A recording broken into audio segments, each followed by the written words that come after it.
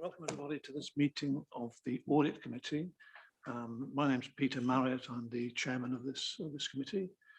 Supported by officers tonight, Graham Clark, Peter Vickers, Kimberly Sohn, Rosie Plesto. Special welcome to Paul Cuttle from Grant Thornton.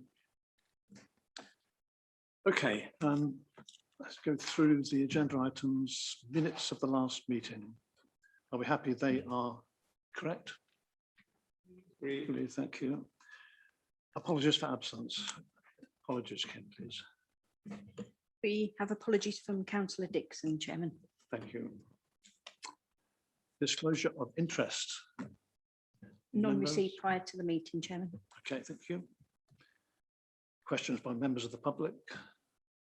None received, Chairman. And question from members? None received, Chairman. Surprise. Thank you very much. Okay, on to part one. Item 6, audit findings report. We need to consider and approve the Grant Thornton's audit findings report. Can I ask a question, perhaps of Graham, on this, because there are many items not completed in this report. So how does that square up with us looking to approve the report?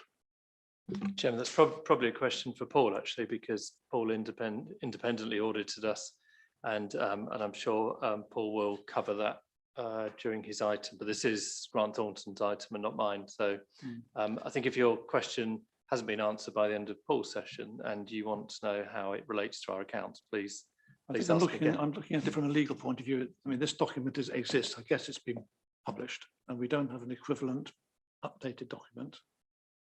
Is that the case? Can I ask Paul that question? Yeah, absolutely. So, I mean, it's a completeness point. So there were some minor queries. So we feel it's better to list the things where we have items that we need to close out. So some of those have, subsequent to the report being issued, have actually been dealt with and have been cleared. A couple of them are, receipt of management representation letter and view of final set of accounts. They're things we can't do until we actually receive the final approved accounts with all the signatures and the receipt of the management letter. So from my perspective, there's nothing outstanding that I'm particularly worried about, and I was happy to issue the report. But it's, I think, for openness, if we have any minor points, I think it's better to list them in this report as they are, rather than any surprises subsequently. So I'm quite happy that our audit is at a stage where I'm able to sit here and present this paper and confirm that, subject to clearing things that would be issuing an unqualified audit opinion. So it gives us the confidence that we can go through with this on that basis. Absolutely. Thank you.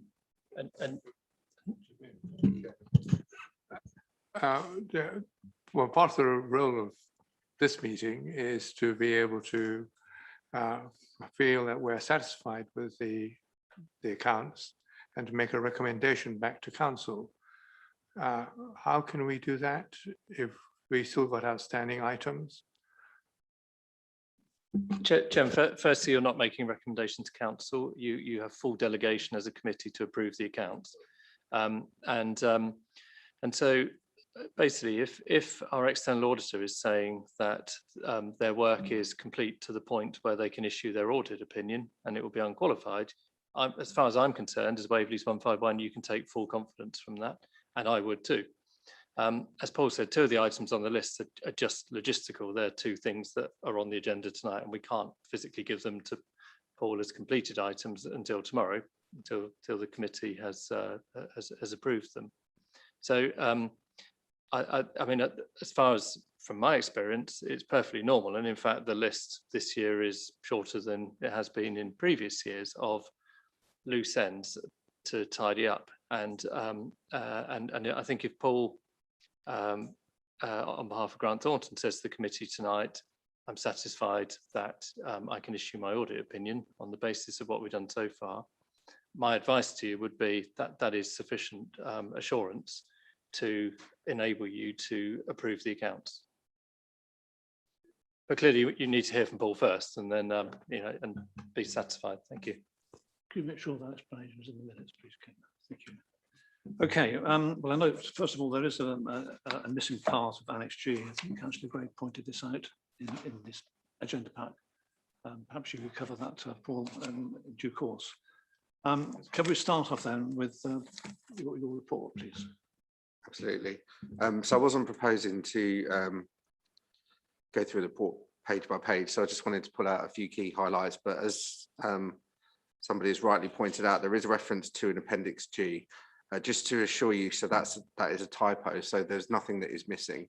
So we've made reference to an out-of-date document that we could choose to include within our audit findings report. So I would be more than happy to have it minuted to say that that is a typo. And technically speaking, we do provide an updated report to the National Audit Office of this audit findings report, where we update it, and we'll make sure that that reference is removed. So.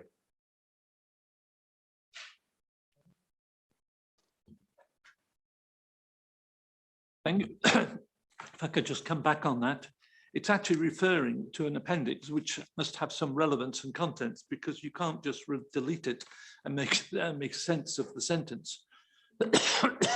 So what is it referring to?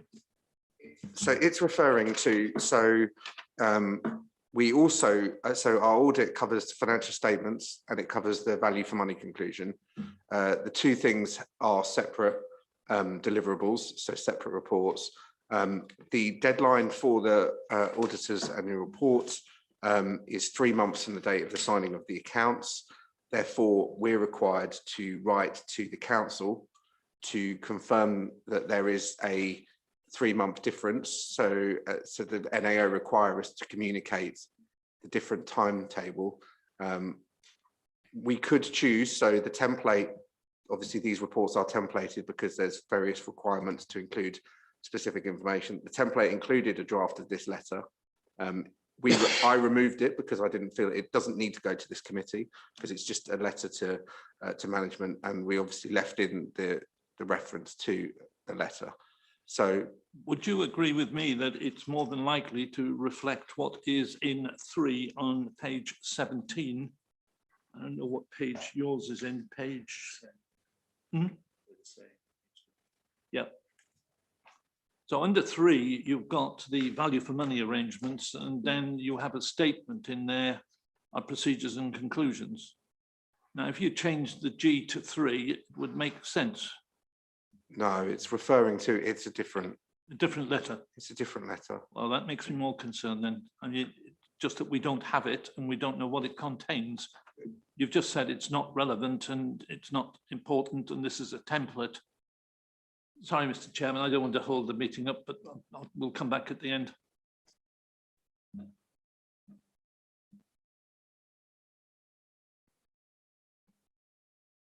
No, so the value for money is we're explaining the value for money and the link to the financial statements. The letter that I'm talking about is a letter that we will be writing. So we will issue the letter. It's not required to go to those charged with governance.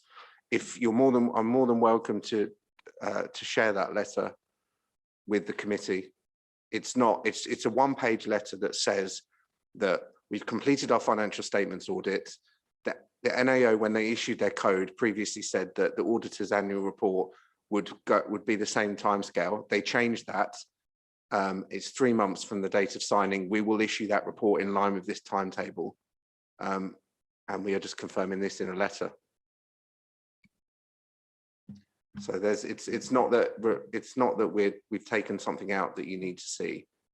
There are various options. So, for example, some reports will include the letter of representation as an appendix. We've taken out in a Word document because I think it looks better. So it's just a presentational point of view. An audit letter explaining the reasons for this delay is attached. It doesn't refer to a value for money report. It refers to an explanation of why the delay. Fact 3 covers that. It covers why there's a delay and explains just what you've been saying, that it's going to come along later and why the reasons. Anyway, thank you, Mr. Chairman. Thank you. Would it help if you were to send that letter to the committee? Would that Yeah, answer the question? we can absolutely do that. Obviously, we don't issue the letter until we're signing the Yeah. account, so it's not something I can send tomorrow.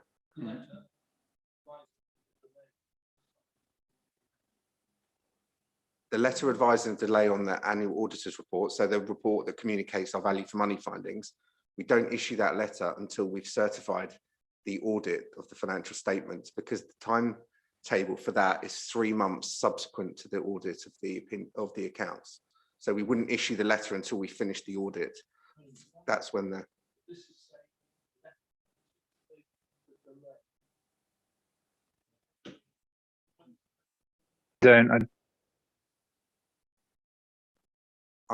I'm saying the letter we could have chosen to present the letter in the appendix as it wouldn't have been signed. It would explain what the information is. It would just show you a draft of the letter.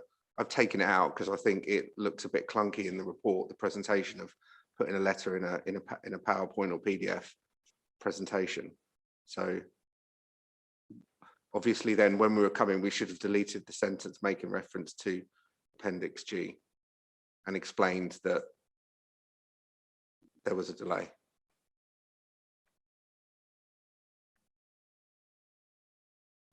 So can I just get this right in my head? So we have a letter explaining everything that you've just said in terms of why, once you signed off the accounts and the letter, and that letter within it will just say, and the reason for the delay in submitting these is X. Is that it? Yeah. Oh, I got it wrong. Fine. It's a requirement of the code that we have to issue the letter to explain to you why there's a difference in timing. So it's I mean, quite clearly now in retrospect, we should have spotted this and removed it to avoid the conversation. But it's not that we're removing anything from the pack that's pertinent to the signing off of the financial statements or the auditor finding report. Are you happy with that, Councillor Gray?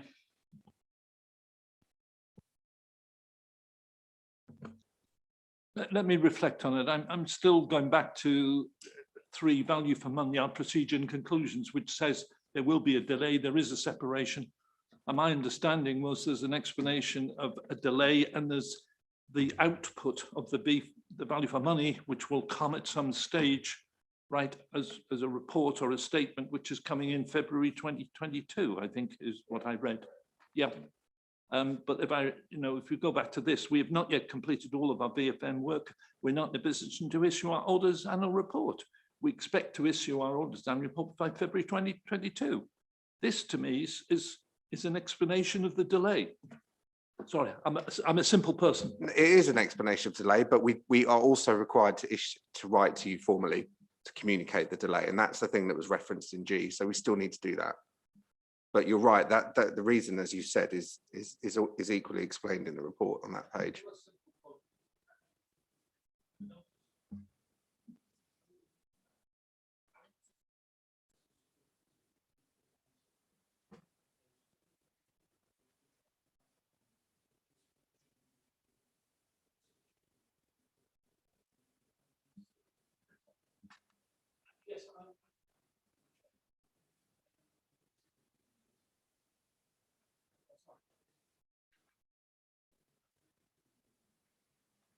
Thank you, John.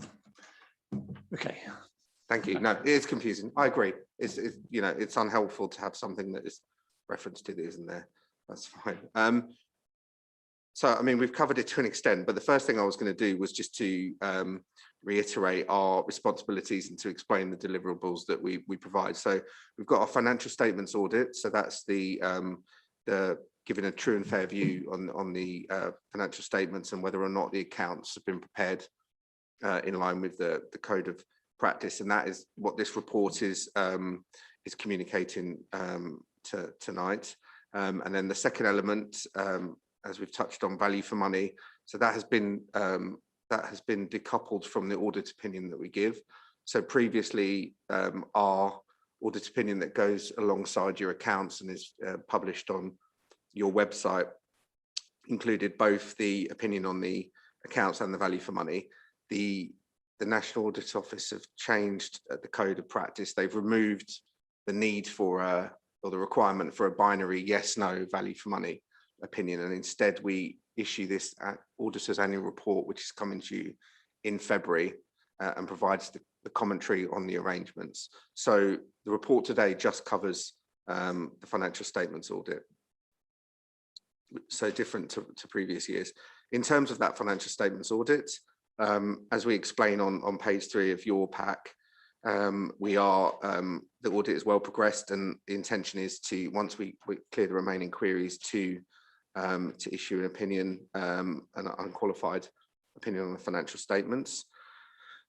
In terms of this report, it's necessary in accordance with auditing standards to include various information. So the remainder of the report, so pages 5 to 11 up to page 13, they explain the areas of significant audit risk. So they're the things that we focus the majority of our work on.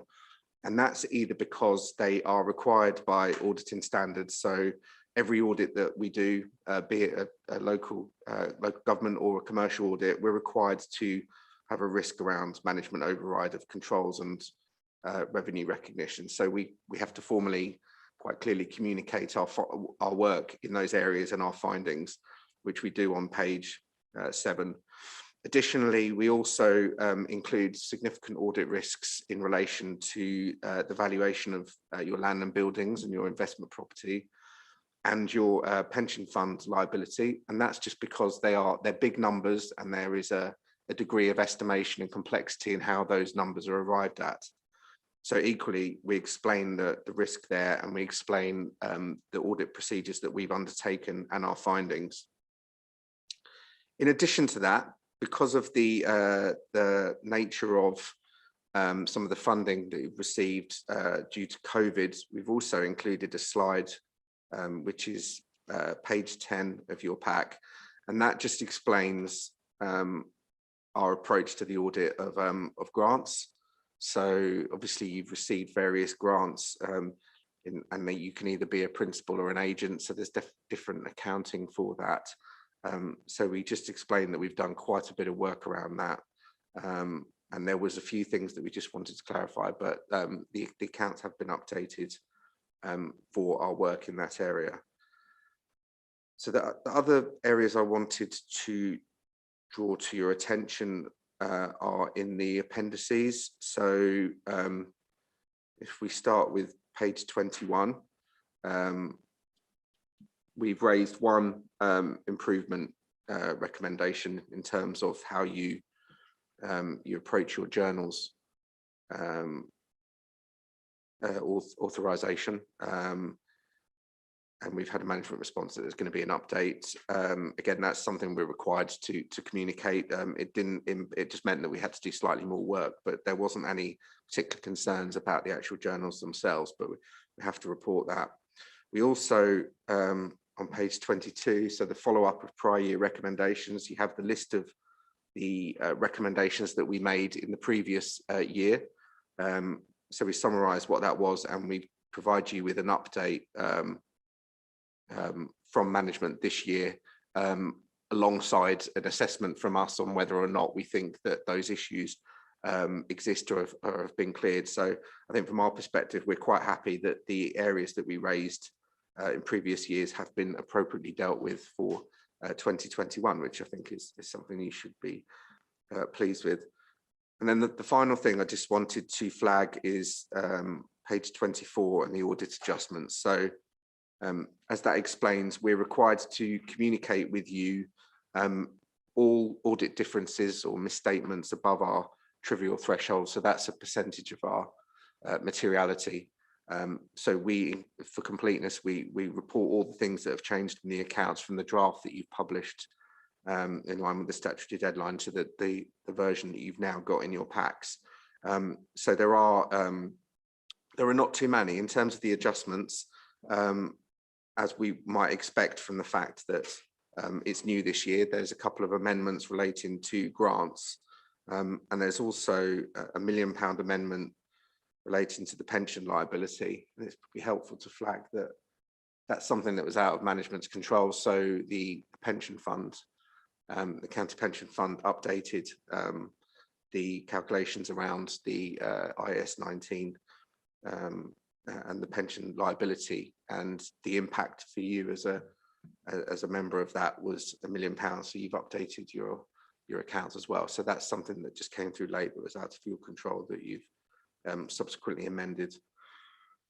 There's also various presentational adjustments that we just flag for completeness, but otherwise, I think it's fair to say that the draft set of accounts that we were presented with for audit in the first instance were of a good quality, and the amendments that we've made certainly aren't particularly unusual or anything that I would be concerned with in terms of indication of the quality of the accounts or the underlying information. So more than happy to take any questions if anybody has any.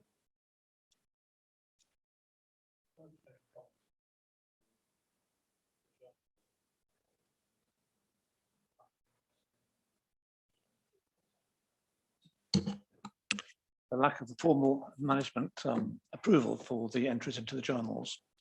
And this sort of smacks to me of an issue that we've discussed a few times about document control, and I think it's just an element of that. We don't have, in my view, a formal registered document control process.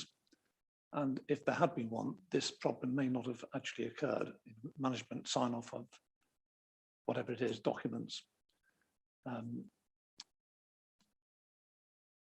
think this could be seen maybe as a more general problem, a more general area where risk may arise. Just whether you have a view on this, because anything to do with the management aspects of the council, if it's not formally processed. I mean, I could even say to this document you presented tonight, there is no version number. It doesn't say interim. It's published, but it doesn't actually say what it is. And at some point, you will be producing, presumably, an updated version of this document. So, it's just my view on this. Do other members have this? I know John has, we've discussed this before. Is this a significant issue we should be taking seriously? Should we have, as one of the potential risks, this problem with the document management, document control? Well, I think there are two different things. I'll let management answer on the journals. On the obviously on this report, well, this is our report, so this wouldn't fall out inside any issues around anything within the council's gift, other to say that this is a document at a point in time. So as you said, it's published, so it's available on the council's website at this moment. We do issue a final one, but there isn't, for example, there isn't a requirement for that to be published again. So you've got a version of a draft at this stage of the audit, and then a final one afterwards. You could choose to, we could choose to bring it to the February one for completeness so you have that document, but you don't need to. At the same time, I think from our perspective, when we issue this report to the National Audit Office, it will quite clearly flag as final, but that document goes to them. It's not, they don't publish it in any way. So this version that you have now is the version that you would keep on the website within your papers. Sorry, John. About comments, and if we go back to the journal one, to me there's two elements of this, which is, one is the control process that I think the auditors are bringing out, which is saying there's no documented management control over the journals. This is due to there being that there's no document authorization process for the journals prior to their being posted, and that's a very specific weakness that you're identifying. I think document control and other things are connected, but they're slightly separate in this. And I see that there's also a comment in there that to say that one journal was completed by one person and then it went and got loaded by another person. I don't know the point you're making on that, but that gives me a certain amount of concern. in terms of the continuity of process, because if there's no authorization and somebody's writing a journal, leaving on the table, and someone else is picking it up and posting it, there's no real evidence in terms of what's actually happened to it and how that's been authorized. Is that a reasonable summary of what your issue is?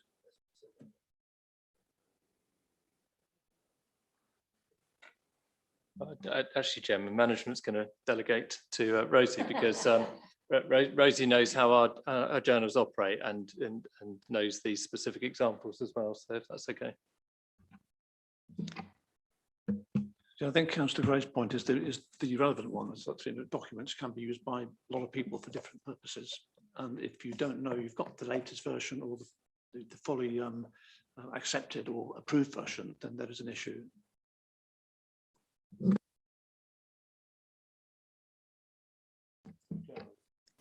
So the journal issue that the audit team have raised here is around the workflow around our journal system on our financial system. So currently we don't have any workflow built into our financial system, and it's considered a control weakness.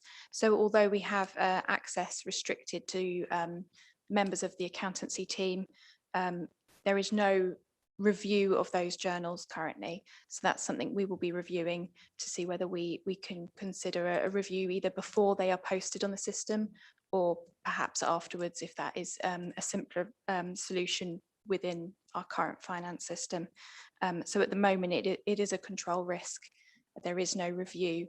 It is through a review through budget monitoring and a control through who has access to be able to post journals on our system.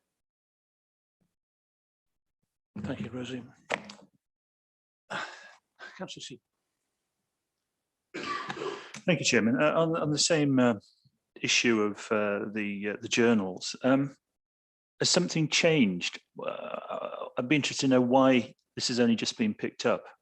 You know, presumably we've had the same system in place for numerous years, and it's the first time it's been picked up in the audit, which, unless something has changed. But if nothing has changed, it's a point of interest to know why it's taken so long to emerge. Thank you. So you're correct, our finance system hasn't changed. We've had it in place since around 2004, and we haven't had journal control in place, to my knowledge, since the inception of that system. It has come up now purely through, I think, additional testing from the auditors. I don't know if Paul can comment on that, but we haven't changed any process from Waverley's point of view. It was the first instance where we found an example of somebody uploading a different members and not being able to evidence that. So that's where it's come to light, where we've identified it.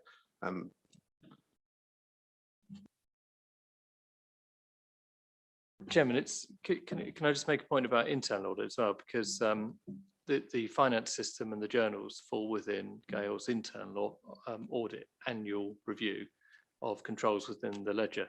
So they would look at this as well, and they've not raised this as a particular risk on their radar. I think the Grant Thornton team have come in and had a look independently and have raised these observations. We agree that we'll take some immediate action. So these are processes within our ledger system as opposed to sort of physical documents. They are and they are all locked down, as Rosie said, through access controls. So it's not as if anybody could just come in. And on this occasion, yeah, there has been a particular issue that came up in the sample check from Grant Thornton that we'll react to. I think it's also fair to say that, and it's been touched on, but just to make it clear that there are mitigating controls in place. So we are flagging that, you know, this is a potential weakness that could be exploited, but you do have mitigating controls, being, as you said, that the budget holders would notice something and there is a restriction. So, you know, the access isn't open to just anybody. There are only certain people that can use the system and post. So there are mitigating controls, but when we're doing our work, we obviously, if we identify a potential control weakness, we need to report it. And in this instance, it meant that we needed to test slightly more journals. So nothing has come out from the actual journal testing itself to suggest there's any weakness in terms of the accuracy or the segregate the accuracy of the values of the journals or the reasons for the journals. It's just a process point of view. So from our perspective, I think it's important to flag it. It's important to be aware that there is a potential risk. There are mitigations, and then I think also that, as officers have said, they are going to look into what other processes or procedures they can put into place to further mitigate and provide assurance that this isn't something that could be exploited by an individual or individuals.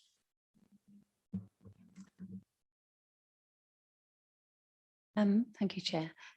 So there'd be an audit trail for any of the entries by whoever entered those. So the opportunity for abuse is restricted because you have that. Fine, thanks very much. Chair, it might be helpful just for me to describe to the committee the mitigations that Paul's describing.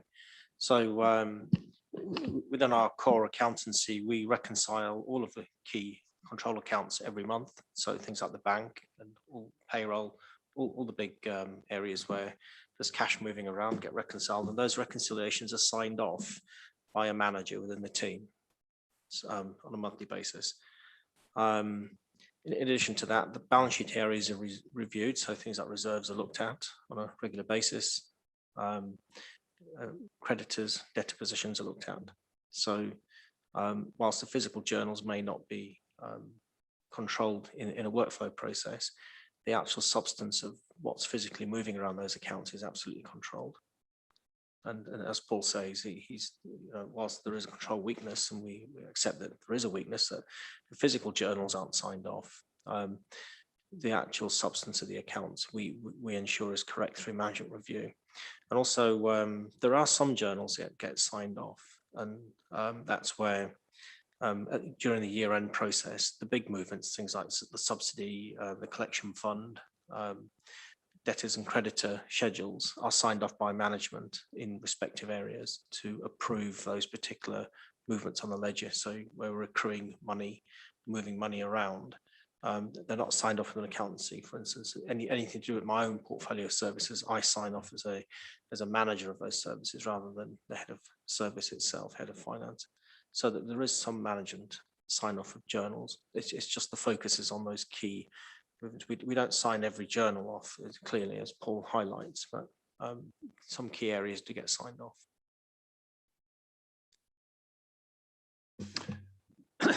Yes, John. Sorry, Peter. Just trying to clarify this in my mind. I mean, we have a journal which must have had some reason to create it, right? So you've got an event, you've got an instruction. Rosie, you can't dream up journals. I'll write a journal today on this. There must be some cause for that. You'd normally come through and forgive me in my simple terms, then whoever's raising that journal would and could basically make the adjustments through to the accounts. They're not the person who's originated it, they're the person who puts it through. There has this time, and I think fairness to the auditors, they've seen something they don't quite like. They've raised a concern on it, and I think it's very genuine to raise concerns, so no one's criticizing anybody for raising points. And I think this is where it's saying in here that something that's been prepared by one person was uploaded by another. And that potentially creates a weakness in my mind, and I'm not trying to say whether it's right or wrong. The problem with some of these issues is then you create a system and then a workflow system to go through it. And is that proportionate to what we're trying to do? And I presume, addressing my questions to the management, Paul, basically that they have argued their case and said, well, we agree with your conclusions and we're going to do something about it. So is that where we stand? Indeed, yes. You know, one of the benefits of having such an in-depth audit, Paul's team have been with us for quite a few weeks now, is that you know, we get that double check on you know, a really sort of deep dive into our finances and our controls, and then we have a really grown-up conversation about what Paul and his team have found, And what you see in the report here is where, you know, an agreed position. And so that's absolutely right, Councillor Gray. Yes, we accept that there's a really valid point being raised, and we'll address it. In terms of risk and exposure, as Peter's explained, we feel that we mitigate that in other ways, but it's a very sensible action for us to take now to look at how we can apply it in the workflow. We've always got to balance it with you know, the resourcing, because Rosie and her team process hundreds of journals every week. You know, they could be for £12, they could be for £12 million. And so I think to management control everything might be excessive and unnecessary, but to put a sensible sort of threshold in and process that's as we do for many other controls, and then build that into the workflow is probably where we want to head.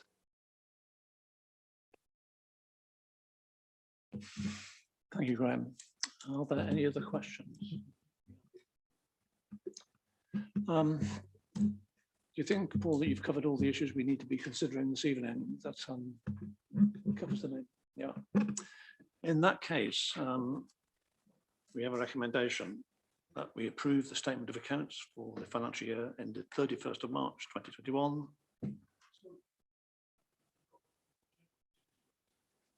Please. Yeah.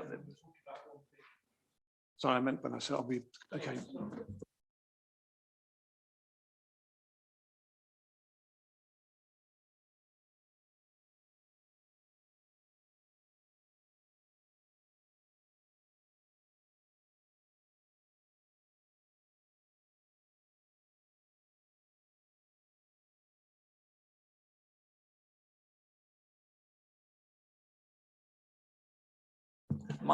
My apologies. Yeah, if I can go back and say, we start with financial statements. We're talking about here the revenue cycle. The comments there is that generally the ethos, everything is, we don't consider to be significant risk for Waverley in that area. And then we come on to the risk identified in the audit plan, which basically the summary of it is our work in this area is not fully complete. It does go on to say it doesn't necessarily expect to find any significant issues, but it's not complete. Then we go on to risks identified in the plan, the next page. And again, it says that it's not complete. And if I go through financial statements too, virtually all of them are not complete. And if you were to add those up in terms of how many points there are and how many are complete and how many are not, the balance is not complete. So if I was taking a judgment in the same way as our auditors would take a judgment, as I say, I would say there was a high risk that something is going to come out of it, because something like 3/4 of these are not complete. Now, you have assured us that there's nothing going to come out of that. So the pensions work is fully, so that is complete. We've still got some queries on the land and buildings in terms of obtaining evidence from your valuer, which relates to the risk around the value of land and buildings, which you referenced. But in regards to the subsequent one, the pensions fund liability, that work, there was a very, very minor query that, again, for completeness, we didn't want to say it was all done. There was a small thing that has been cleared. So the valuation of the pension fund, that work is all done. Sorry, Paul, I can only repeat your words. It says pension assets is in progress, subject to the resolution of standing queries. Yeah. That's in progress. I mean, it's not complete. It was in progress at the time of issuing this report to go to the committee. And it's now complete. Published. That is now okay, complete. Thank you. In that case, there's only 60% of them that are still in progress.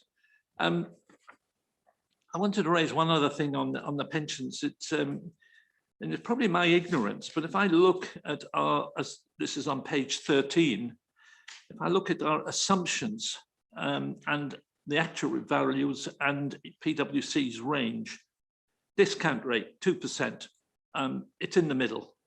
Pension increase, it's at the high end. Salary growth, it's at the high end. Life expectancy, it's towards high. Life expectancy females, it's high end. there's a distinct pattern in there that we, in terms of our actuarial values, at the high end of your PwC range. Now, is there a comment that you could give to this audit committee to say that that is explainable, it's understandable? Why is that? Just some sort of comment that that would give us some comfort. Well, I think the comfort should be that you are within the expected range. So if you were out of the range, that's where there would be a problem. So in terms of how you calculate your pension liability, and in accounting standards and audit estimates, you can either have a point range, a point estimate, or a range estimate. For this, we look at the range estimate, and we're quite happy that all of the assumptions that the actuary have used as an expert are within what is considered an acceptable range. So you're right, in this instance, you point out a couple of them are towards the higher end, but they are still within the range, and that's an absolutely acceptable. Absolutely, because it's within the top end, and there will be instances where you are out of the range, and we would equally be happy. So, for example, on have other councils, even in Surrey, that are out the range on a couple of things, but there is a very specific reason for that, and the actuary is able to evidence and say it's out of the range because of this very specific thing, and we have the evidence. So, from our perspective, as long as it's within the range, we're absolutely fine and they're able to evidence that. Perhaps we need to look at that and wonder why we're paying our staff so much money and it's towards the high end, and why these numbers are going up, and we've got another £1 million to put in for our pension fund. But it's not for you. And just a question on the appendix. Action plan from this year, we got one statement in there. Is that correct? We're talking Appendix A. That's right. There's one improvement recommendation, okay, and it's a low priority. So you see on the, and that's versus 8 in the previous year. That's right. So are we improving, or are you not spotting as much, or have you done it in the past? Well, you could take a view on it. You could take a view on either. I mean, my view would be that we've seen an improvement in terms of the accounts preparation and some of the evidence in behind that, as is reflected by the updates on the actions that management have been able to demonstrate that those issues haven't arisen. So, yeah, you could take a view either way. I would take a view that it's an improvement and strengthening of the processes. Thank you, Mr. Chairman. I think we'll stop. Thank you, Councillor Gray. Graham. Chairman, thank you. Obviously, I can't speak for Grant Thornton. I think it's a good question, Councillor Gray. I think from our perspective, it feels like we've improved because we've learned from last year's process. And I think I reported into an earlier committee meeting, audit committee meeting this year, that we had been engaging with the Grant Thornton team right back in March. And we presented them with our updated action plan from the actions raised last year. You're absolutely right. There were a few of them, mainly around assets. And so Peter and the team have implemented all of that change. And there were a couple on the accounting side as well, and Rosie and the team picked up. So we've worked with Paul and the team throughout the year to just provide that reassurance that actually the starting point is stronger because we've acted on the recommendations from last year. So I feel we've, as a team, picked up from last year, made some changes, and I think it's reassuring to see that sort of coming through the audit as being a positive direction. So yeah, thank you, Jim. Thank you, Graham. When I looked at these numbers, it just gave me the impression that you were working towards the higher end of the scale, which is perhaps a more conservative approach in terms of how you need to manage the pension funds. You haven't taken the middle range, the middle value, for example. Yeah.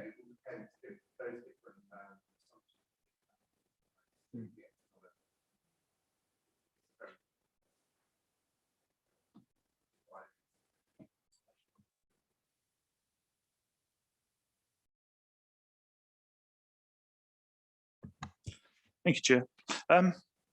So the audit findings report recommendation here is to consider and approve the audit finding report. I would suggest if we actually approve it as it stands, given all the discussion we've had, we're probably not in a position to approve the accounts.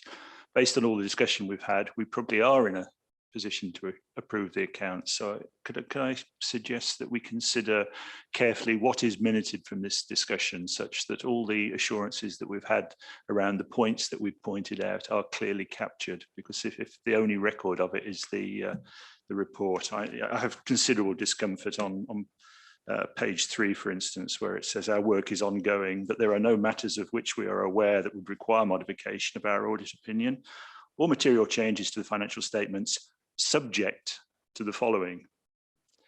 That subject's basically saying we're not there yet, and yet we're hearing we pretty much are there. So somewhere in what we approve this evening, I think we have to capture that, such as an adequate record that we have been assured during the course of this discussion that the report is not quite there. There are also a couple of typos where there are statements made that make no sense, and those should be cleared up. I think I don't want to get into proofreading at this stage. Hopefully that makes sense. Thank you. Thank you. Yes, I think that's a good way forward. Yes, Jan. Thank you, Chair. This might sound a really stupid question. What is the rush to get them done now? Why couldn't we have just waited another few weeks until all the major stuff is done? As I said, it's probably a stupid question, but given what my sort of fellow councillors have said about their concerns about the amount and degree of sort of unfinished business, as it were, it just interests me as to why now? Why not end of the year or beginning of January? Yes, great. A couple of points, Chairman. Firstly, in fact, the committee don't approve Grant Thornton's report. It's not a bit of council business for you to approve as a committee, actually. It's in fact, the words here are normally to, I think, receive and note, and that's pretty much all you can do. I think, Councillor Floyd-Douglas, on the question of timing, I mean, we're already way behind the statutory date, so you could argue, well, what's another couple of weeks? And you know, if the committee feel that after this discussion that you're not in a position to approve the accounts and you want to wait until the auditors finish the work, then we'll need another committee meeting in a couple of weeks' time. If you're happy to take the assurance that Grant Thornton are giving you, and you're satisfied that the accounts are in a position where you can approve them, then you can approve them. Now, there is a sort of a middle ground, which is what you've exercised as a committee before, which is to say that if anything material changes in Grant Thornton's final pieces of work to complete, then you would either delegate that to myself and the chairman, or you would ask for that to come back to a meeting. And we've rehearsed that sort of wording before and put a recommendation in. So what the committee did, I think it was last year actually, and possibly the year before, when there was some incomplete work in the audit findings report, that's what the committee did. It said, we'll approve the accounts subject to, then there was some wording around no material issues being raised by the external auditor during the completion of the remaining parts of their work. And in the event that they do then, and then it was either resolved through delegation or we come back. In fact, last year, I seem to remember there was something material, and Chairman, Vice Chairman and I met, and I said, I can't do this under delegation, it's too big, we need another meeting. We had another meeting, and then the committee were able to consider it. So to Paul and Grant Thornton is saying they think that's very unlikely, but you could give yourself that option if you wanted to. And we could replay what we did last year, if that's okay, Chairman, as a way forward. I think from what the comment you made, Councillor Seaborn, if we had that in the minutes reflecting the discussion we've had on those topics, followed by the sort of statement that Graham just made, that if Grant Thornton find nothing of material interest to change our opinion, then that approval carries forward, isn't it? Can we make some statement in the minutes along those lines? Yeah, I think that that satisfies me. I'm reasonably happy based on what I've heard that we're there. But like I said, you know, the particular agenda item, incorrectly as it turns out, says we have to approve Grant Thornton's report. Even if it's a question of noting, if we just note that we're accepting the written word doesn't totally accord with the clarifications that we've subsequently received, and therefore those clarifications have to be captured. And if they are, then I think I'd be happy. But other colleagues have further things to say. That's great. Thank you, Mr. Chairman. Allow me to come back. I mean, if I draw your attention to page 16, and I think this is one of the most important things, and certainly I don't intend to give Grant Thornton a hard time. I mean, that's their job to give us a hard time over the audit. And I think collectively over the years, I've seen great benefits from the whole audit process. So it's not something trying to resist.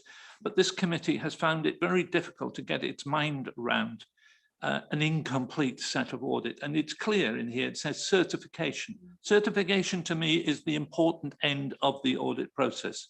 We intend to delay the certification of the closure of 2022 audit where people in the audit report due to the incomplete value for money work. It's not just incomplete value for money work, it's also the other bits that are incomplete as at this time, but you have not completed your audit. And I think in that respect, where we are noting and understanding, it's important for next year's process that this committee has that a return when that is completed, so that we have got into our minds, that we've taken out of our minds any uncertainty we had at this point, and we understand that what you've said is true, it's gone through, everything's there, and we can then reflect that into our thinking for next year.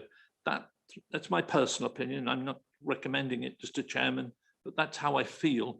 And I also feel that someone reading this report is public, would turn around and say, well, what are they doing agreeing this when it's incomplete, when they're delaying the certification? Words like delaying sounds something's wrong, something's there. And I know it's not meant to be, but I'm just being ultra sensitive to words and what people would reflect from it. Thank you. So can I just, so even if all of the work was done and you were signing tonight and I was giving you the opinion tonight, that statement, certification of the closure of the audit, would still exist and would be a correct comment. So there's the issue of the audit opinion, which we provide you, and this is what we're talking about. The certification, the closure of the audit is something on top of that is done after a number of things have been done. So the completion of the accounts, the value for money work, which has a different timetable. And for example, if there were any elector queries that were to be unresolved. So that's where the certification of an audit comes. So for example, even though we have signed, let's say if we've signed half of the audits off for 2021, we haven't issued a certificate on any of those because I'm not aware of anywhere where we finished the value for money work. Besides that, the National Audit Office haven't issued the guidance for WGA, which is the paragraph above that. So without knowing what they required, equally we couldn't certify any set of accounts nationally. So that certification is a technical term. It's not the same as, you know, completing the audit or signing the audit. It's something different altogether, which is why that statement is there. So I think if you're talking about for future years, yes, in an ideal world, all the work would be done when we come to this committee. But I can't say that even if we line all the ducks up next year that we would be able to certify on time, because there are a number of other things that are out of everybody's control. So I think it's important just to make that clear.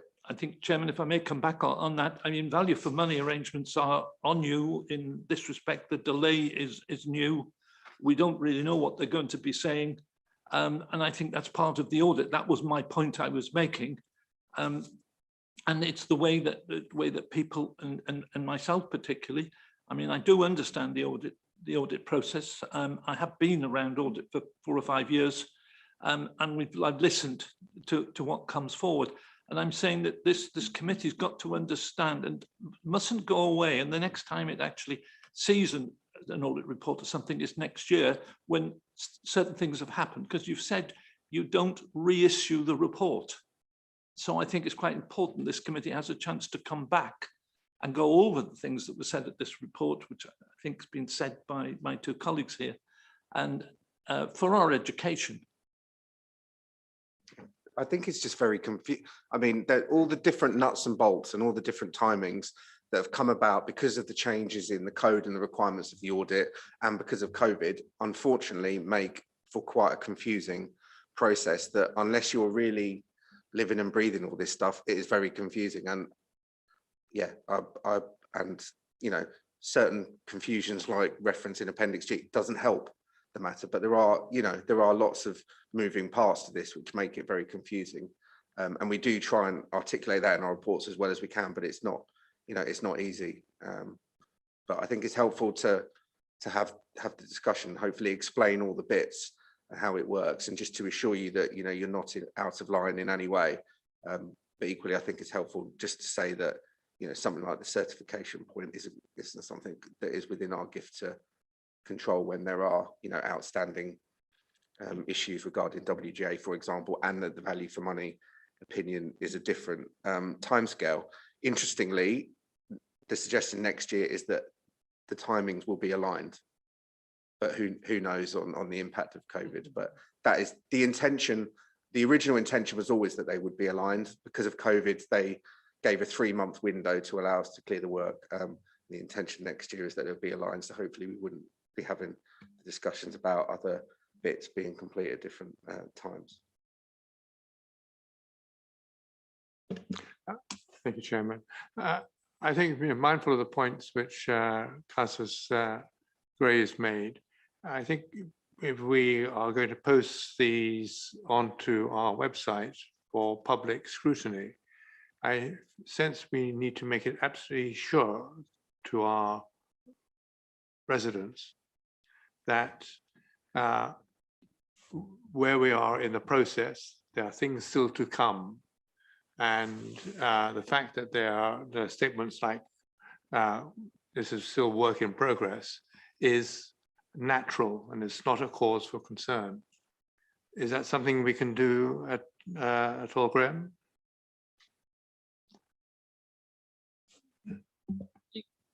I mean, you can record whatever you like about your any concerns as a committee.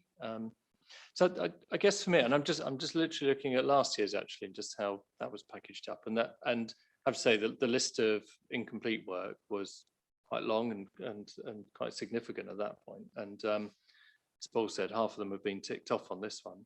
Nevertheless, I think in the light of the report and the discussion, I think if it's reassuring, Councillor Seaborn said I think you're perhaps satisfied now. But if the committee, you know, if the committee are feeling that they'd like to see the final report where all the work's being done, then you can do that and do that by delegation and just lift the wording from last year if you want. If based on Paul's explanations around this evening, you've got sufficient assurance to say, actually that's fine, we can now approve the accounts on that basis, that's fine too. So I think really for members, Chairman, to decide which of those two or another alternative you want to take. Thank you, Graham. I think personally I'm inclined to go with the approved subject to, if that's a sensible approach, as Councillor Seaborn mentioned. But list together all the issues that cropped up for discussion. These hopefully will then be resolved when the work is completed, and showing there aren't any other problems we need to take account of.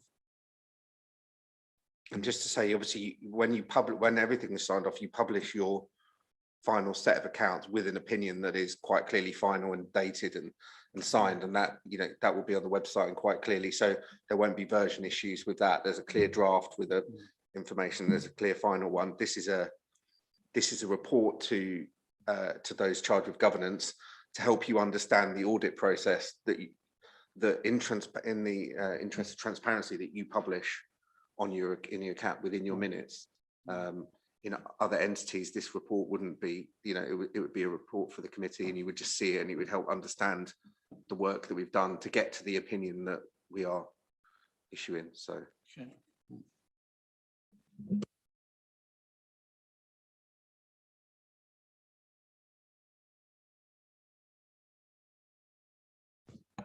Yeah, sorry, based on what Graham told us, presumably the recommendation should be altered from approved to note. So, Chairman, last year it was received. Or received, Yeah, okay. so I think maybe we keep that wording. And actually, so you can only receive Grant Thornton's report if you've got concerns about approving the accounts in the light of that. That's where you'd bring your delegation in, not on this item. And when we get to that, I can read out the wording from last time, and you may want, you were comfortable with it last year for the same reason, so you may be comfortable with it again, rather than us try and make something new up. But let's see at the end of the next item, if you like, Chairman. But the recommendation on this item should definitely be changed to receive. Okay, thanks for that then. Should we move on to the second recommendation? And this is the letter of representation. So, Chairman, I think we're just moving off of item 6 and on to 7. Is that right? Mm-hmm. So I can do a quick intro on the. I've moved on too far, haven't I? Okay. So I can do a quick intro on this report and then hand over to Rosie just to steer members through the detail for a couple of minutes. Yeah. So this is the a covering report explaining the sort of governance aspects around this committee's role in relation to the annual accounts. A large part of the accounts are sort of prescribed by regulation. The council at Waverley has delegated the final approval of the accounts to the audit committee, so it doesn't go on anywhere else. The pre-audit accounts were on the website on the 30th of July, so they've been in the public arena for that time. And the changes that have arisen as a result of the audit that we've agreed that we need to make are set out in Annex 2. Rosie will take you through that in a second. That's on page 139 of the pack. I think it's just worth mentioning, you know, we recognise this as a complex statement. It's 100 and something pages long. There's a lot of local government speak in there and a lot of local government specific accounting treatment in there. So it's one of the reasons why I think the committee many years ago now said, could we have a session for members before members have to approve the account? So we've held that, Chairman, and I think every member that's here tonight has attended that. That was recorded too, so we've shared it with the councillors who weren't able to attend that. So hopefully, Chairman, there's enough in the report and the accounts to enable councillors to feel comfortable about the 3 recommendations. The first one is around actually approving a statement of accounts. Then the letter of representation is a standard item that we have to do under the regulations, and that is a letter signed by you, Chairman, and me, as Waverley's 151, to the external auditors. And then we also have to confirm the accounts are being prepared on a going concern basis, and there's some text in the report on that. Chairman, I wonder if I could just ask Rosie to just walk through the changes to the accounts that members have seen before back in July, just so that you're fully up to speed with what's changed between that version and this version. And that's on Annex 2. Rosie, thank you. Thank you.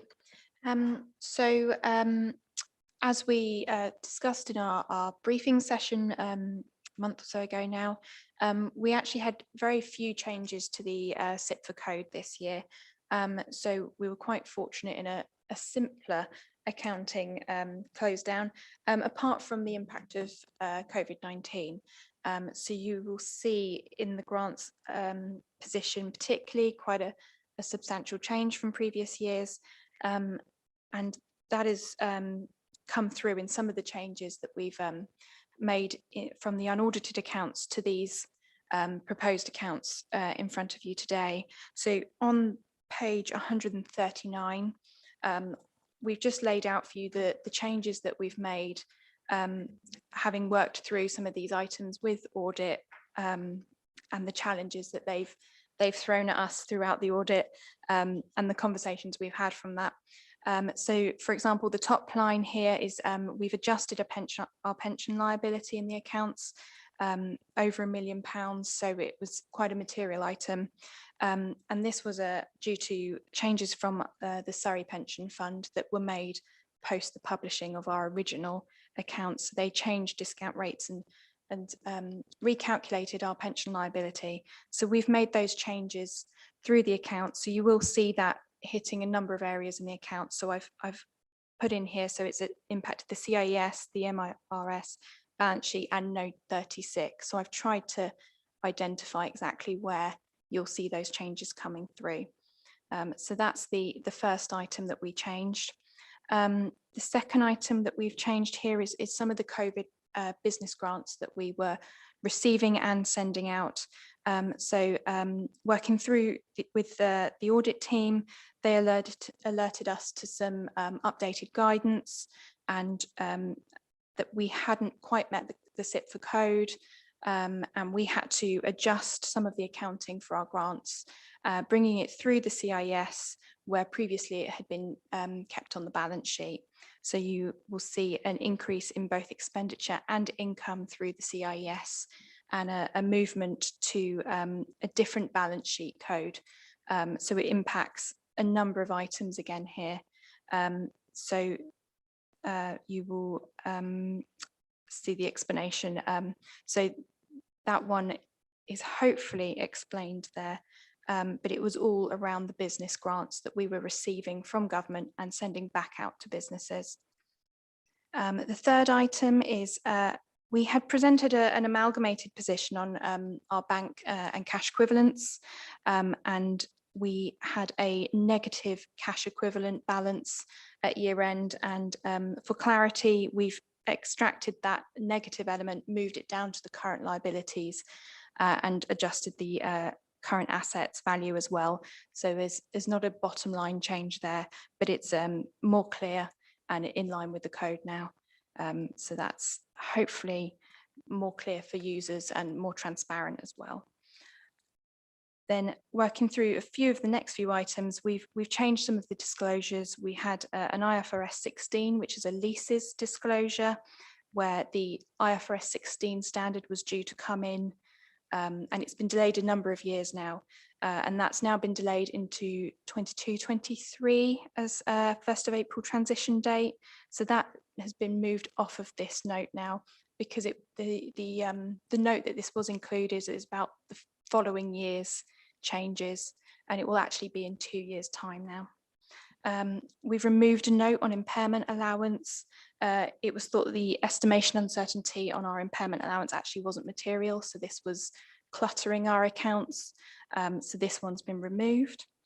For note 7, we've and actually this impacts the bottom line note 34 as well, is we've moved some of the grants information from note 34 into note 37 in line with the code. Previously it was reported in note 34 and it should have been in note 37. So in note 32 we had an increase in audit fees that we were not aware when we were closing the accounts and published our original unaudited accounts. So those have been updated to reflect the new fee position. And finally, on note 34, although I mentioned this previously, this also included some grants to our community organisations, the SLAs that we have in place at Waverley.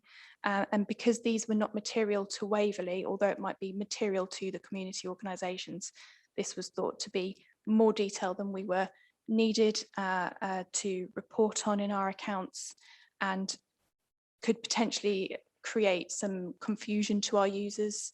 So that's an item that we've removed, and what we've done is put some narrative in to explain that situation, how our grants work, and the overall value is included in there rather than an individual line by line by community organisation. So those are the major changes that we've made. There's a few typos, etc. as well that Audit have picked up for us. So those are the major changes we've made in between. the original and this set that are in front of you today. Thank you, Rosie. I seem to remember on these COVID grants, did you employ Reigate, was it Reigate Council to manage them? Is there an internal audit process to make sure that's been done properly? Yes, so Reigate and Banstead undertook quite a few of our business grants. Off the top of my head, they were the LRSG and ARG. Graham might be able to add to that. There was an internal audit undertaken on those grants that came through very well. I don't think they had any concerns around our process on our grants. And also there was a BEIS review of our grants as well, which came with a clean bill of health. I don't know if Graham's looking like he'd like to add. No, absolutely. Rosie just said, Chairman, Reigate started doing our grants from 1st of January this year. From April to December 2020, we did them in-house. But as Rosie said, we've been externally audited and internally audited on our process and clean bill of health from both. So very pleased with that.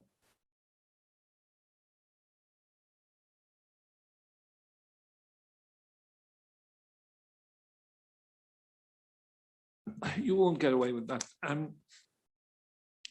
Just a general point, and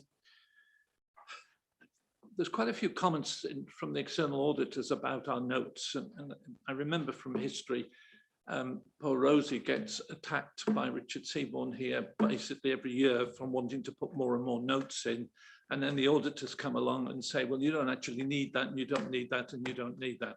And there's a dilemma here in terms of what we're doing. And I noticed the comment about the grants and saying that basically we were removing them, we're putting in so that we didn't confuse it. I would hope that Grant Thornton understands that one of the reasons we try to do this is to make our accounts very much more readable for some of our residents. And the benchmark we use as ourselves, we probably spend more time looking at these accounts than most people and certainly most members. And we have a responsibility to try to improve that from a year-on-year basis. And we don't do it just to just for the sake of it, because it actually incurs work. It becomes work for Rosie and for her team. But I think it has improved the understanding of the accounts over the years. We come on the general issue, and we're talking about these accounts will get published, approved, published, and then it'll be up to the public to make comments on those accounts. And it's possible that those members of the public may look at the draft audit report and take the two when they're making their comments back. So we have to be very careful how we come to this at the end of it. On page 139, and I do think it's, I've seen a number of these tracking changes and things over the years. Yeah, there's probably a few there, but in terms of what they are, I'm afraid pensions comes up. It's an annual guarantee. I could put a fiver on that every year and make money, but we wouldn't gamble over the accounts of this council. But it is pretty good. I mean, it's exceptionally good. And I think we should draw some comfort on that. I think one of my concerns is that, and I'll make this statement and please come back and tell me I'm wrong, is that my understanding is this whole set of accounts is not macinated out of a machine and we press a button, change a number, press a button, and out comes all of the accounts in the right format with the right notes and everything else in. Effectively, there's a lot of bringing together, right, disparate parts. I mean, the core of the accounts is the accounts, yes, understand that, but there's lots of attendance. So the more changes we make on this, the more potential we've got for error. And I think that's one of the reasons we've been conscious of not making too many changes to some of the comments going through the process. But are you happy with the changes you've made and the fact that the integrity of the accounts has been maintained throughout that? Thank you, Mr. Chairman. That's my lot for this.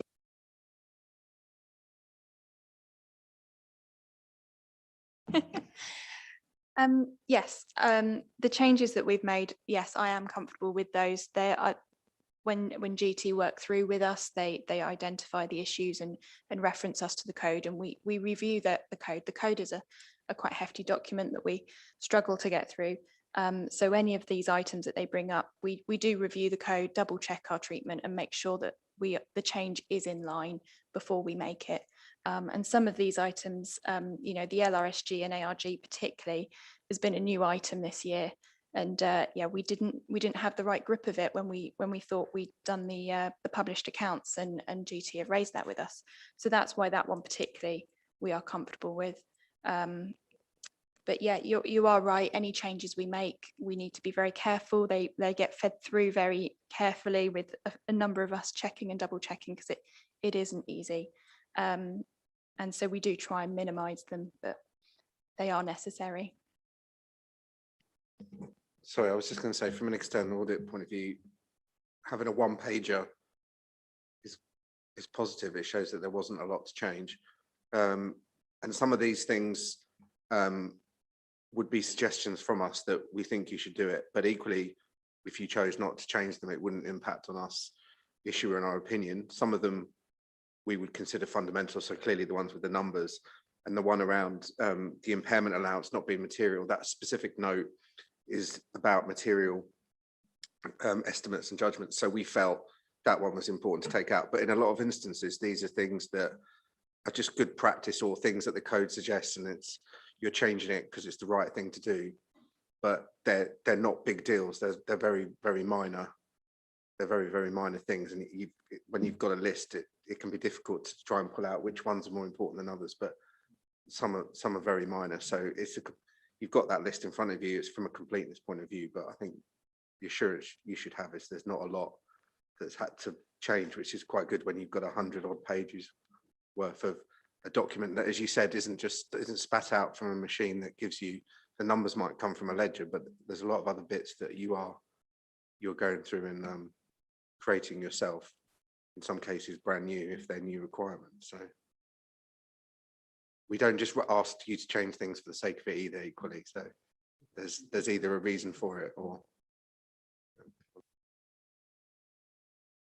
I hope I didn't suggest that.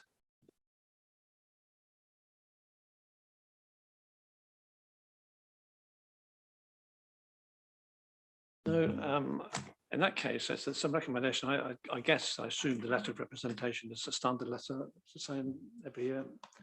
And we know the accounts have been prepared on this going concern. So can we agree those recommendations? We approve the statement of accounts for this financial year ended 31st of March, approve the letter of representation, and confirm that the accounts have been prepared on a going concern basis. Sorry, Councillor Seymour. Sorry, Chair.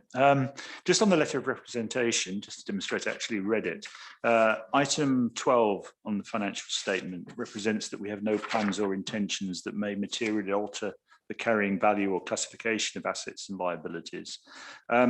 We've got ongoing plans for assets in the central Godalming area, such as this building and car parks, etc. At what point does that statement actually kick in? Does it have to be an immediate change?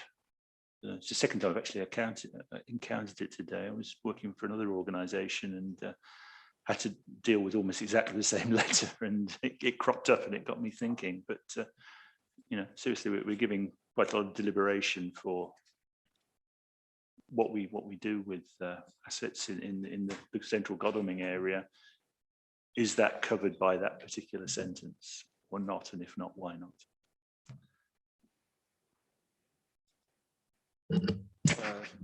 Thank you, Councillor Seward.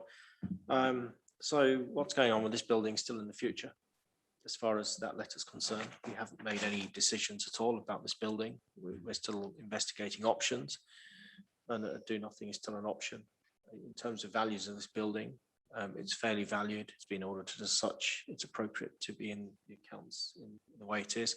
We have no information to say this building isn't going to carry on at the value it's at this point in time. Therefore, the statement's correct. Okay, thank you. So can we agree those recommendations? Agree. Thank you very much. Moving on to item 8, which is the annual governance statement. Who's going to take that? Peter. Thank you, Chair. I'll introduce the item. So the annual governance statement, it's a summary of the process, the governance process for the financial year 2019-20. It's a statutory requirement to produce this statement and for the council to approve the statement alongside the statement of accounts, so that the two sit together. The committee considers governance at every formal audit committee that we have. We have an agenda item and governance is discussed. Members of the committee have the opportunity to raise governance issues or potential governance issues so they can be explored. So governance has been a live issue, certainly at Waverley, in terms of reviewing our governance arrangements for quite a few years now. It's been a standing agenda item.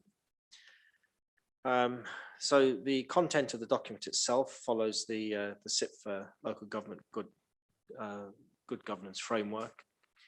It doesn't follow exactly the layout. It's tailored to Waverley's format, really, and how it is, and it's reviewed by Grant Thornton as an audited document.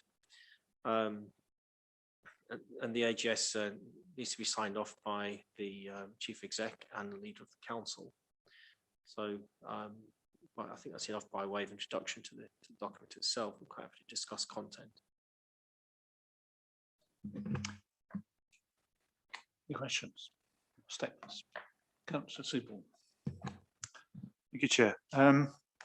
So my understanding is that material to go into the governance statement is not confined to the last accounting year, but it's up to the point of publication, correct? So I think that we've got a couple of fairly substantial items that are not covered by the list of items in sections 5.3 and 5.4. We've mentioned the move from 4 overview and scrutiny committees to 2 overview and scrutiny committees, but although there's discussion of the challenges that the planning systems face during the course of the year, we haven't mentioned the move by council to make the arrangement for 2 planning committees, which was set up as a temporary arrangement to cover COVID, to a permanent arrangement for other reasons. And a significant minority of the council didn't approve that. A majority did, obviously, so it's going ahead, but the jury's out as to how effectively it's working. So I think just it should be flagged as a significant governance item, because we have actually formally changed the planning arrangements during the course of the period covered by this governance report. And in the same vein, we've also made a decision in council to move to a shared senior management team with Guildford. And that seems to be an awfully big governance item. And again, just a statement that it has happened is, I think, pretty important, because the whole management of this council going forward will be done on a shared basis at a senior level. So I would assert that both of those are either significant operational events or other governance issues arising during the period covered by this report.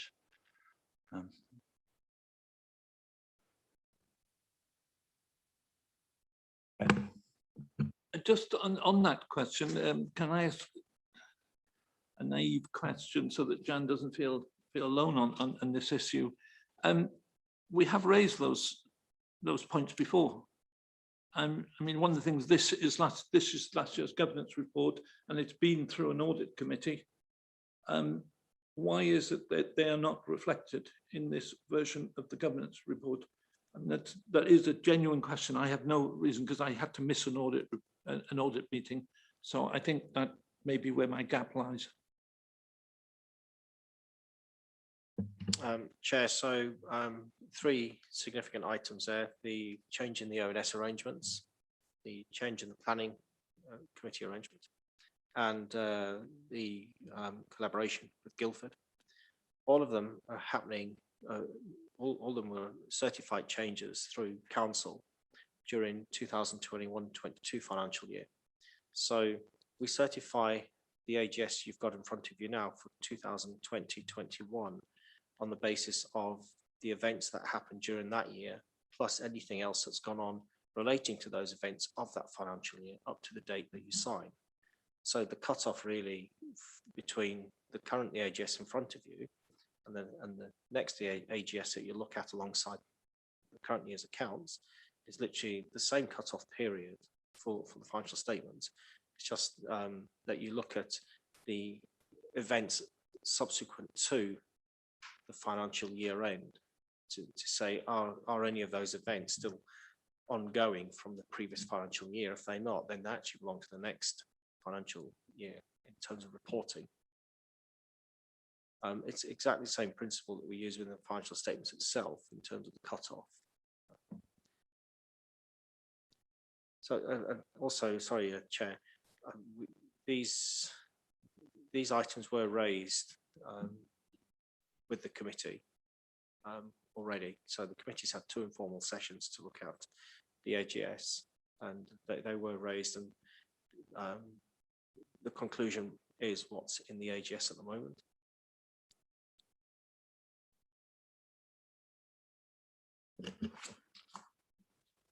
Sorry, Peter, I'm a bit confused because we look at the overview and scrutiny committee's paragraph, and that refers to the 19th of October as an event.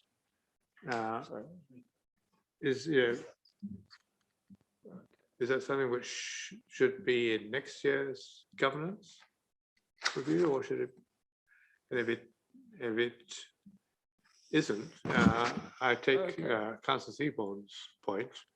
It is a significant change to the governance of this council that we started to consider earlier this year, moving to a single chief executive for the 2 boroughs.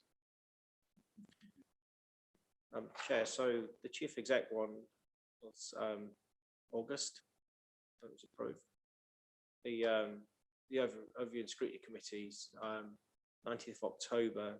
For some reason, I actually thought it was later than that we actually went to that arrangement, but stand to be corrected.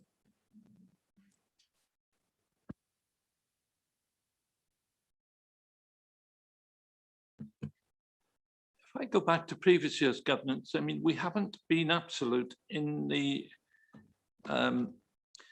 cutoff dates for these. Governance is a journey. It isn't a point. It isn't a point in time. And a lot of the issues that Councillor Seaborn's raised, the origins are in 2021.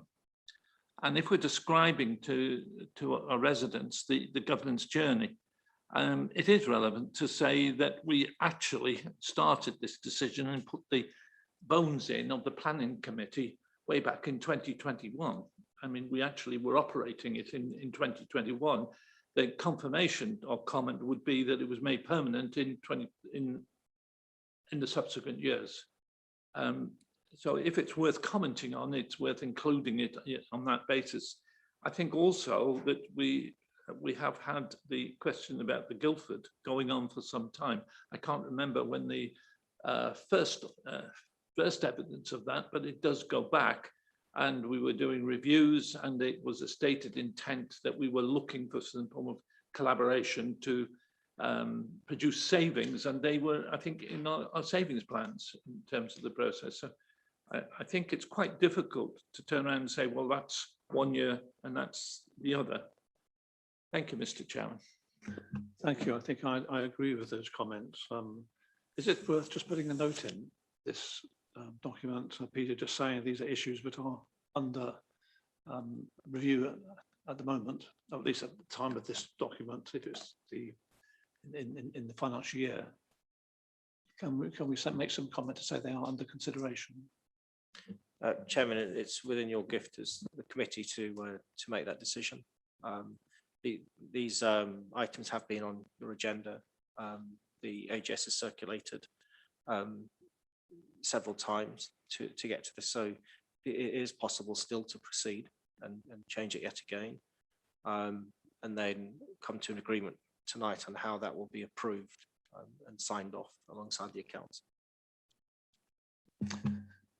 What do members feel about that? Is that the way forward?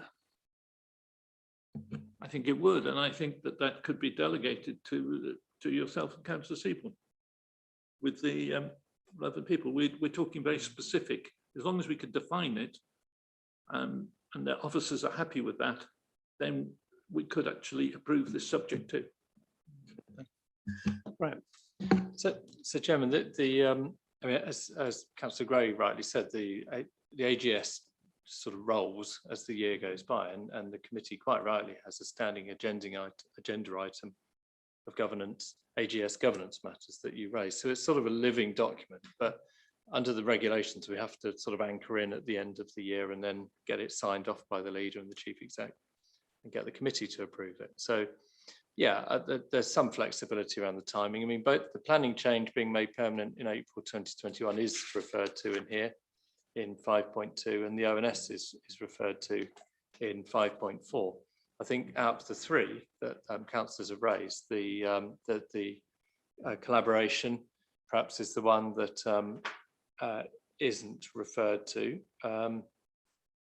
and maybe that's the one that we need to note to keep track of going forward.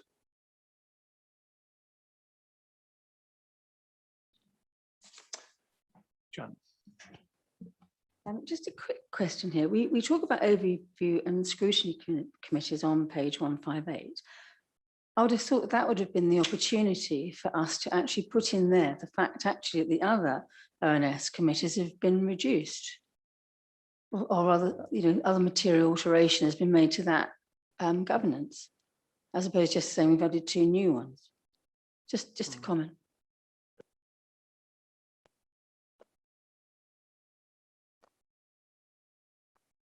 Yes, that's the 19th of October date, isn't it?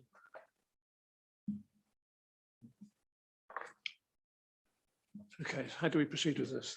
What's the general view then? As Councillor Gray suggested, I'm happy to talk to Councillor Seaborn about this. Could you repeat that? The comment you made about forming some words to go into the statement based on what Councillor Seaborn commented on at the beginning. Yes, that was your intention. That would my intention. Yes. I mean, I don't think there's a lot to change here. I think perhaps one of the arguments is whether overview and scrutiny and the other thing is actually a significant operational event, or whether it's another, because it's in there as other governance issues. But as long as we're not adding something new to this, then I think that we can either do that, or we can either we can't convene a virtual meeting, can we? Apologies. But I think that would be the best thing, because it's probably 3 or 4 paragraphs. If it was much more, then I would have concern that we really should come back and do it. But I'm equally conscious of the fact that we have been reviewing this as we go through the year, and we have to basically have it. We've got to issue it to our auditors, etc. So I think we need to find a resolution tonight on this if we can.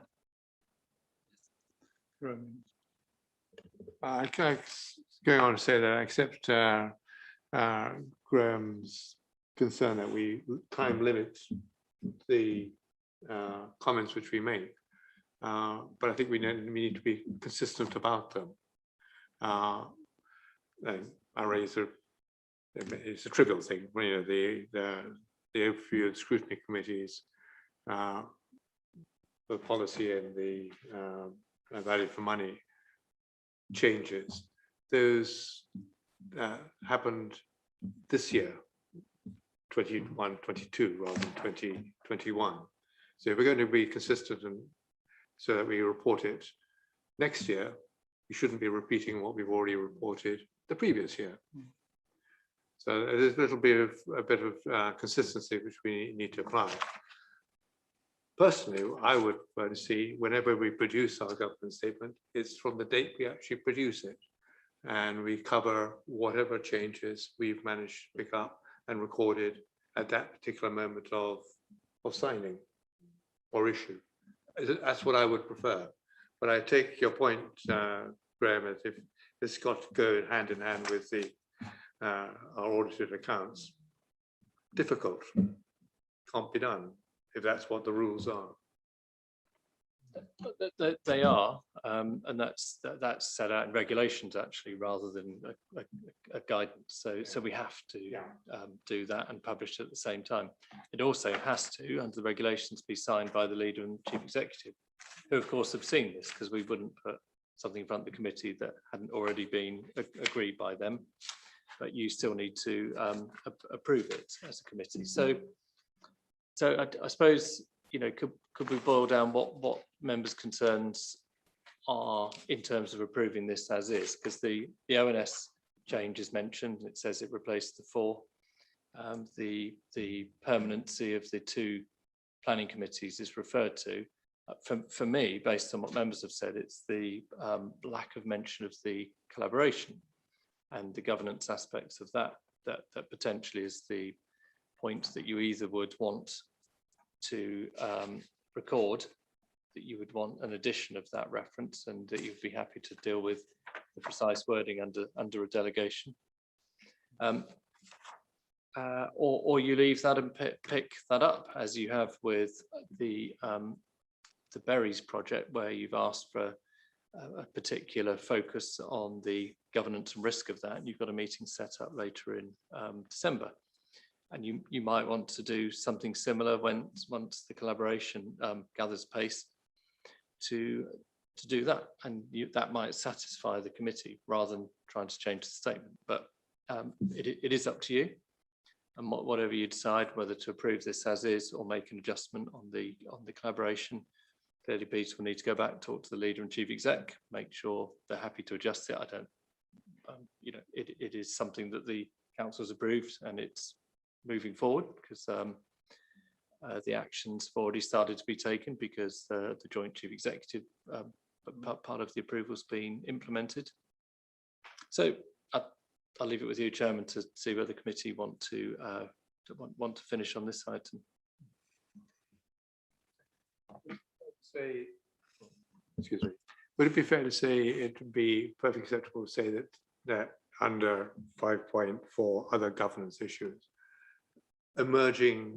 make a note of emerging issues like joint chief executive for the 2 boroughs, like the changes to the overview and scrutiny committees. So you're giving an indication this is an issue coming up, and it will be resolved and reported in the subsequent year. So I think, you know, people obviously have, when they see the governance statement, will be seeing that it's that, you know, these are coming around. Why has there been no mention? I think in that context, it just needs a sentence, doesn't it? It doesn't need very much more than just saying this is happening, and it will be picked up next time. That's great. Mr. Chairman, I mean, we've had this issue before, and where we're actually referring to something that had its embryo within a year, but by the time we publish this, because it's something like 6 or 7 months later, it's actually happened. We've referred to that. So we've said, you know, we've gone through a journey of collaboration things, and as of such and such date, we appointed a joint chief executive, right, which we have done by now. It depends on the date of this. But if the date of this is at the time of the decision, I think you've got to say, why have you included it, something that's happening this year and the previous year, and you basically make that sort of comment. But you can't leave it hanging. You can't say, oh, the governance journey, we've discussed collaboration, and they'll turn around and say, well, but you've actually implemented it. So you have to, I think you've got to balance that desire. And I think the principle has always been the governance journey. We've tried to paint a picture, and it's been considerably improved over the year in terms of how we're doing this to give it assurances. And I think we're talking about it's a very small part of this. I'm sure we could delegate it.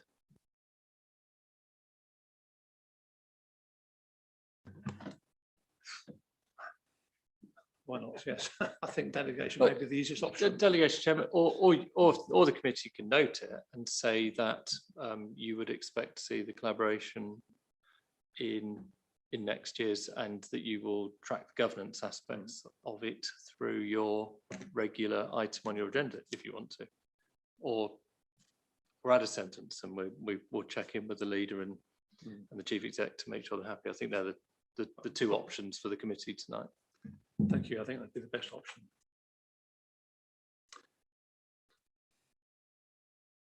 More comments on this? Oh, Richard, sorry. Yes, sorry. So, yeah, I mean, going back to item 5.2, yeah, I apologise in that I note that the planning is covered there, but actually the way it is worded is that it was done entirely in response to COVID, which is not what it was all about. The initial change to 2 committees was in response to COVID. The change to 2 permanently was in response to lessening workload for officers, I think. It certainly wasn't in response to COVID. And therefore, the sentence in there, or the way it's presented in section 5.2 is actually misleading. Probably only needs another sentence to clarify it, but you know, we certainly didn't go to 2 permanent committees in response to COVID, because it's a permanent arrangement. Hopefully COVID isn't, although it's beginning to look that way. But so that there is some improved clarity needed if it's going to just remain in section 5.2. Can we cover that? It's a minor adjustment. We can do that, Chairman. I understand the point. So yeah, we can do that. So, Chairman, could, just for Kimberly's benefit, would it be possible just to summarise which of the 2 options the committee are resolving?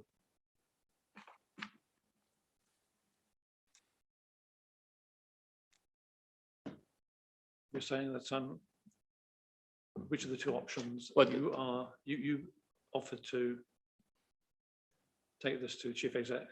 Yeah, so Chairman, I think the options are the committee either approve as is and note that you want some changes made next time round, or that you say you'd like those changes to be made to this and ask, but you're happy to do that under delegation, perhaps with yourself and myself, noting that we will need to consult with the chief exec and the leader as the co-signees of the document. So option 1 or option 2? Who's for option 1? Option 2? Okay. Carried. Excellent. Lost track of where we are now.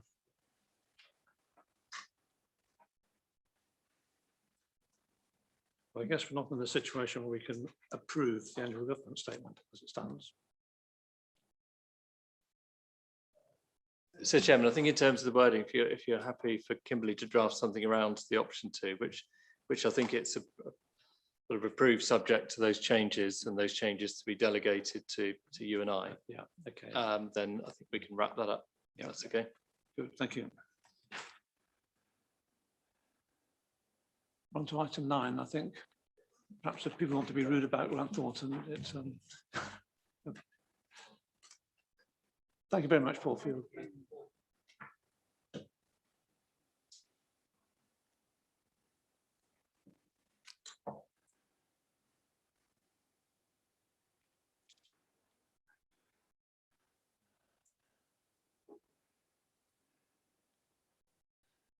okay, the audit tender process. Thank you, Chairman. So the time's come where we have to re-procure our audit and our audit facility, our external audit facility. And we have the option, we can either go out to procurement by ourselves, or we can join the national PSAA, as it's described, the public sector audit appointments procurement, and do a joint procurement nationally, where we will be grouped into a particular audit round with a firm of auditors that will service that particular group. So the report sets out the benefits of doing that, also the challenges of trying to go alone and appoint an auditor when the actual audit sphere itself of audit providers is very small at this point in time. So we'd be trying to negotiate alongside the PSAA in order to get some airtime with the auditors. So the recommendation here is that we actually join in the national scheme and rely on their procurement process in order to get the next round of auditors appointed. So straightforward, Chair. Seems to me there's a lot of effort required to do it yourself. And is it justified? Is there any benefits going down that route? I can't see any benefit in trying to do this ourselves. It would be a significant procurement involving many officers of this council over a significant period of time. We would have to put our own tender specification together, go out to tender, do all the interviews, the scoring, etc., to be able to do that, assuming that we'd actually attract a firm or firms of auditors willing to negotiate directly with us. Thank you, Mr. Chairman. I think one of my first questions here, are we appointing this auditor for Guildford and Waverley, or are we just appointing it for Waverley? In the context of audit and potentially conflicts, would it be a separate auditor for Waverley or for Guildford?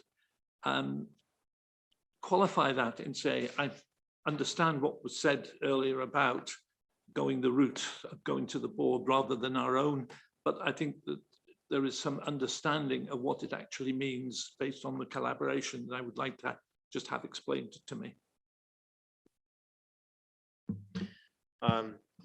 So, Chairman, whilst we will be in collaboration with Guildford, we will still be a separate legal entity in our own right. We'll be required to produce our own financial statements for Waverley Borough Council, and there will have to be auditors at Waverley Borough Council. Therefore, we'll have to appoint auditors for Waverley Borough Council.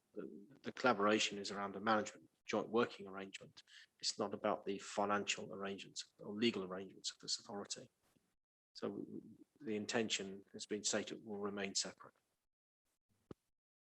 Chairman, as it happens, the current division of audit patches, as per the previous tender, Guildford and Waverley are in the same patch, and Grant Thornton and Paul's team audit Guildford as well. But that's nothing to do with collaboration, it's just a coincidence. Is it likely we'll get Grant Thornton again if we go down the government route? Honestly, don't know, Chairman, and I think the other point, sort of arguing in favour of Peter's suggested direction here, is I think it would be hard to demonstrate without question objectivity in going through a procurement process for our own external auditor. Actually, no matter how hard we try, I think there would always be a potential challenge that we were trying to get a certain outcome. Not that we have any desired preferred supplier here, but I think when we get going through this route, which the vast majority, 90-something% of councils did last time, and I'm sure will this time, and a quick straw poll around the other Surrey councils, and it seems to be heading that direction again. And so some have already taken their decision; they've already taken it to council or their audit committees. I suspect people will go this way, not just to get that sort of completely independent, objective process in the procurement of our external auditor, but also to try and get some value for money through economies of scale and a mass tender rather than a individual council tender. One would think would be more cost effective. And of course, that we don't take that risk going down this route. The cost risk of going to tender would sit with us if we went the other route. Jan. I'm very supportive of what you suggest.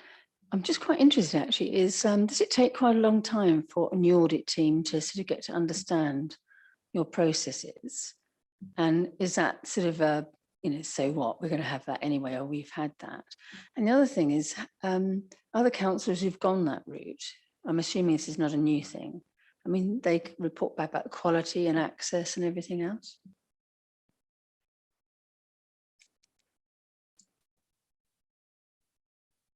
It's a tough one. The last bit's a tough one. There's so few councils gone down the route of appointing themselves that there's very little information about that experience that we could actually tangibly put our hands on. In terms of audit engagement, it's actually a long-term partnership when you engage an auditor.